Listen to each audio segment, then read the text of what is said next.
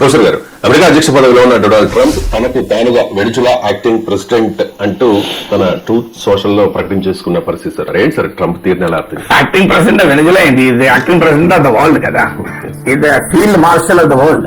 ప్రపంచ America leader అనేవాళ్ళు world chief constable అని, అంటే బట్టం పట్టుకొని కథ పట్టుకొని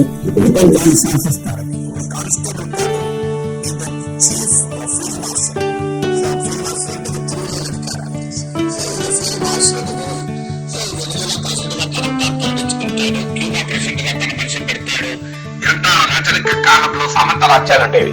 సో అక్కడ తీసుకొచ్చి దేశాన్ని ఆక్రమించుకున్నాక అక్కడ ఒక తన బంటను పెట్టి వెళ్ళిపోయేవాళ్ళు. వాళ్ళ కొత్త డైనాస్టీస్ ఏర్పడేవి. ఇది రాచరిక మళ్ళీ గుర్తొస్తుంది. ఇప్పుడు ఆడ మెరియా, కొయినా, మచాడో వెనిజులాలో, లేకుంటే క్యూబాలో ఇంకోన్ని పెట్టిపోయే అవకాశాలు ఉన్నాయని అనుకుంటున్నాడు. So is taking the world to pre modernise, అంటే మధ్య యుగాల్లోకి ప్రపంచాన్ని ట్రంప్ తీసుకెళ్తున్నాడు అని. ఇక్కడ ఆధునిక యుగానికి కొన్ని లక్షణాలు ఉంటాయి. లక్షణాలు ఏంటంటే దేశాల సార్వభౌమాధికారం, నేషన్స్ అండ్ నేషనల్ సావర్నిటీ. ఇష్టం వచ్చినట్టుగా దేశాల సరిహద్దుల్ని మార్చరాదు.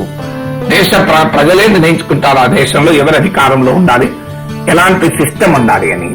సో ఇంటర్నేషనల్ లా, అంతర్జాతీయ చట్టాలు, రూల్స్ బేస్డ్ ఇంటర్నేషనల్ ఆర్డర్, కొన్ని నియమ నిబంధనల ఆధారంగా నిర్మించబడిన అంతర్జాతీయ వ్యవస్థ, దానికి యునైటెడ్ నేషన్స్ చార్టర్, ఇలాంటి కొన్ని రూల్స్ ఉన్నాయి. రూల్స్ ఏమి లేవు, నా ఇష్టం అని అంటున్నాడు. ఎక్కడతారు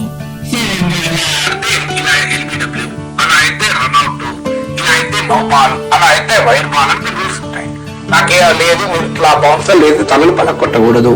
సో ఇలా రూల్స్ లేదు, నాకు రూల్స్ వర్తించవు. నేను రన్అట్ ఒప్పుకోను, నేను నో బాల్ ఒప్పుకోను, వైడ్ బాల్ ఒప్పుకోను, నేను బాల్ ఏకన్నా తలబల కొట్టేటట్టు వేస్తాను, నా ఇష్టం.